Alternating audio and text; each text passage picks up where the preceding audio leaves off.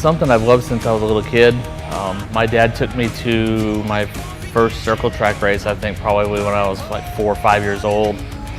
And that was pretty much all it took.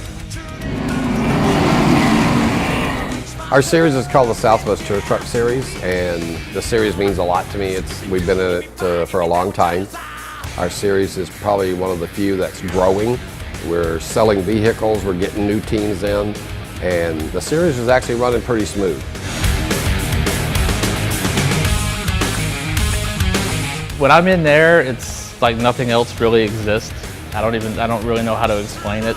All the stresses of business and other people and whatever's going on in the world and politics or whatever, none of that stuff is in your mind anymore.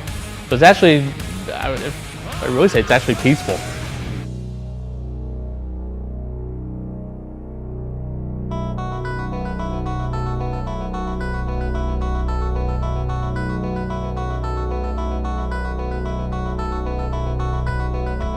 That day it was like 104, 105 degrees. It was windy.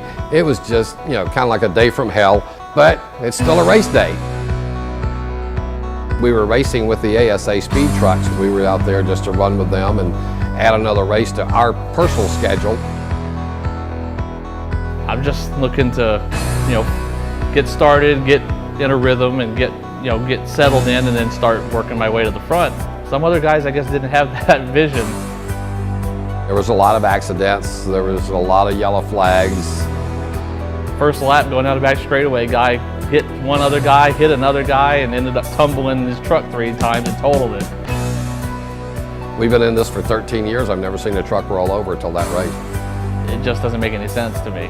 I see people drive like that all the time. They think they can 75 lap race and they're going to go out there and try and win it on the first lap. It's just stupid. We went through that race. We led most of it. And then we had a flat tire. We had a tire go down. But it was really impressive for us to lead that race for 42 or 43 laps, I think, because when you look at all the figures, we're not supposed to be able to do that. More horsepower, lighter trucks, we shouldn't be out in front of them. But we have a really great driver. It's a lot of hard work, a lot of sacrificing. I went through a lot of girlfriends because of it.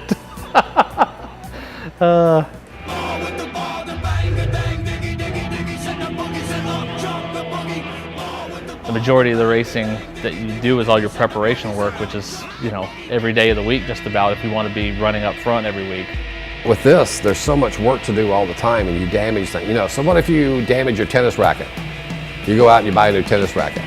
When we damage something, there's hours and hours and hours of labor to get this thing fixed back up again and get it working.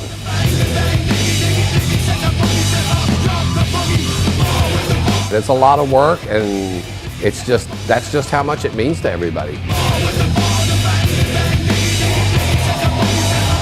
You got to be committed to it if you want to run up front. If you want to just go out and have fun, you can do that, but I think the fun part is actually winning the races.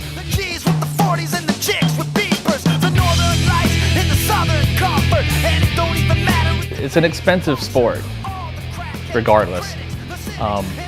There's some people in the series or in racing that are just inherently rich and they can afford to do this out of their pocket. They don't need sponsorship. They don't need to work on other people's cars. I'm not that lucky. You're spending probably anywhere from $1,200 to $1,500 to do a race.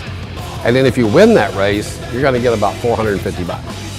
So the best you can do is lose about $600, $700. We had to learn how to do this stuff ourselves because we couldn't afford to take it to somebody else and have it done. So we had to, learn everything on our own, and we've done a great job at it. And now other people come to us. And the guy who just won last week was using one of our engines that we just built in this year. This truck wins all the time, with our engine. We have every Ford engine I think in the series has been built by us, and one Chevrolet engine that we built. Some of these guys, they race it, they put it on the trailer, and it stays on the trailer all week, and they show up to the next race, and they haven't done a damn thing to it.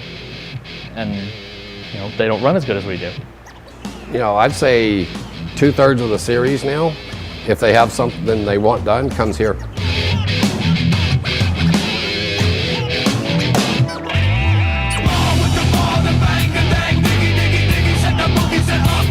Years ago, I wanted to run in the Craftsman trucks. I don't know that that'll ever happen.